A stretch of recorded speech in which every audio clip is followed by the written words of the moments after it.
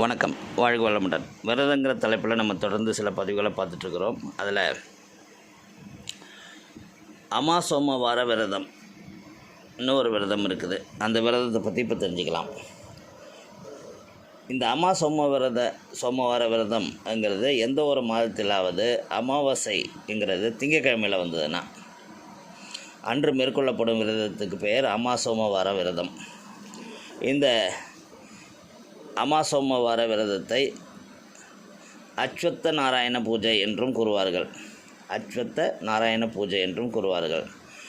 இதை பெண்களும் ஆண்களும் விரதமாக கொள்ளலாம் என்றும், இதனால் சதிபதிகள் சகல சௌபாக்கியத்துடன் வாழ்வார்கள் என்றும், மாங்கல்ய பாக்கியம் புத்திர பாக்கியம் பெறலாம் என்றும் கந்தபுராணத்தில் கூறப்பட்டுள்ளது. இந்த விரதம் இருக்கும் முறைப்படி